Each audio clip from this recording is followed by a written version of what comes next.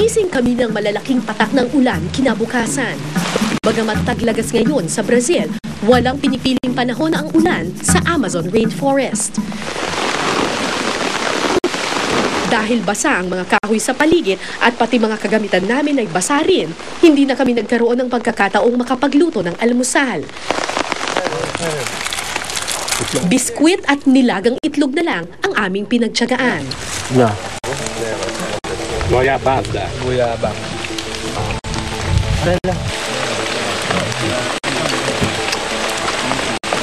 Bakit kayo lang nagdadatingan yung mga lamok?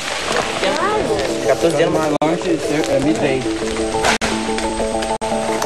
Pagkatapos ng almusal, larga na ulit kami. Vamos.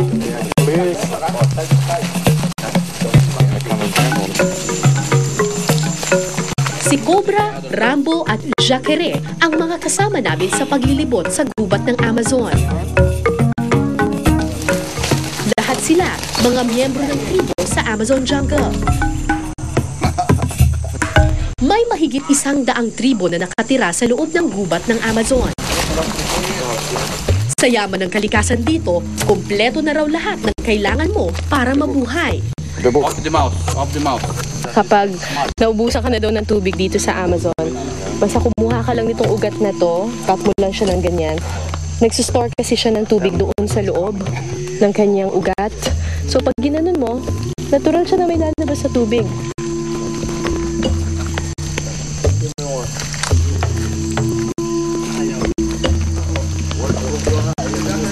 Sarap!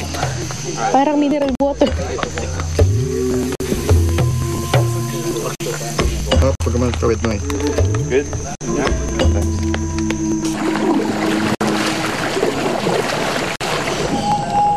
Para mabuhay ka sa Amazon, kailangan daw kilala mo ang iyong paligid, pati ang mga hayop na nagsisilbing iyong kapitbahay. Maraming iguana dito sa Amazon. Yung mga, oh my God! Oh my God!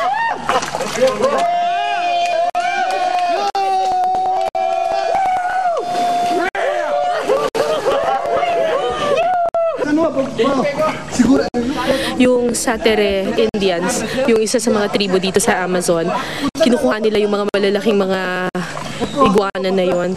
Minsan kinakain nila. So, usually yung mga iguana kapag umakyat dun sa puno, pag nakikita nilang may kukuha sa kanila, tumatalon sila sa tubig. Pero ito, yung isang native dito, kinuha niya talaga from the water. Explica, vida. Dinossauro. Oh my God! It's so big! Pra cá, caralho. Pag-ahon ng aming mga kasama sa tubig, isang malaking galos ang napansin ko sa kamay ng Amerikanong si Ricky. Its claws are very long, so it scratched me here and here. I have to hold this. Hold the neck. Hold the neck. It's pretty tame. Okay. Ang sabi nila, ito daw ay galing pa sa pamilya ng mga dinosaurs. So kung titingnan mo siya, meron siyang mga matatalas na spines dito. Tapos napakakapal nung skin niya, tsaka napakatalas ng kanyang mga claws. Bagamat gustong kunin at iuwi ng mga kasama naming katutubo ang iguana, agad naming pinabalik ito sa puno.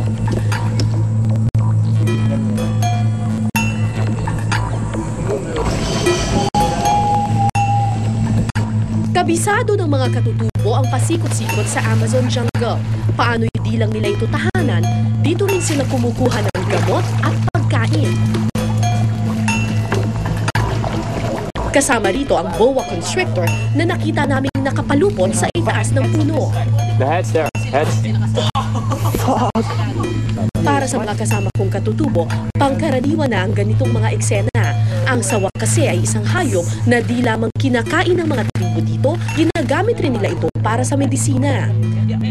You eat it? Yeah. The tribes here, the tribes Yeah, here. the tribes here in the eat this. The tribe eat alligators, anaconda, snake, boa, right? They eat it. Monkeys. This is survival.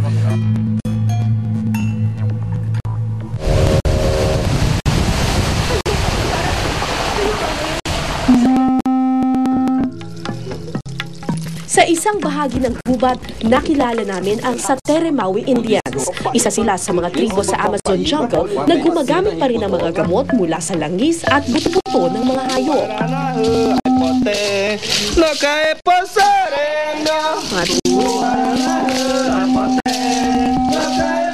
Kilala rin ang Satere Maui Indians sa kanilang pambihirang tukandera and ritual.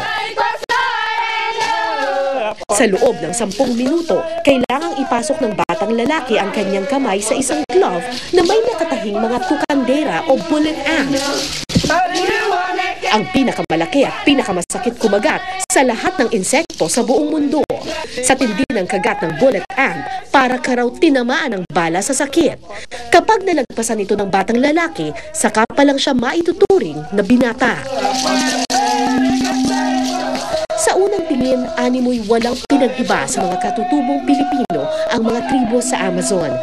Tulad ng ating mga katutubong Aita at Mangyan, nakakabit rin sa kalikasan ang malaking bahagi ng kultura ng Satere Maui Indians. Pero tulad rin ng mga tribong matatagpuan sa Pilipinas, unti-unti na rin nagiging moderno ang mga tribo sa Amazon jungle.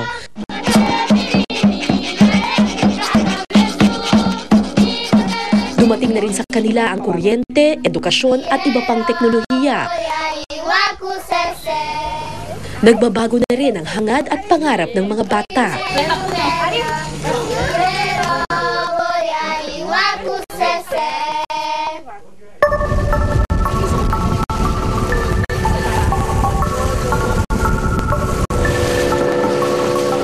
Sa labas ng Amazon jungle, isang higanting semento ang makikita sa gitna ng tubig. Isang tulay na magdudugtong sa Amazon jungle sa syudad ng Brazil at isa sa 10 mga bansang naghahati-hati sa malawak na kagubatan. Sa isang banda, mainam daw ito para mas madaling mailabas sa syudad ang mga produkto ng gubat. Dahil sa tulay na ito, mas mapapadali raw ang pagpasok ng tao sa Amazon jungle. Pero ano nga ba ang tunay na hatid ng tulay na konkreto sa payapa?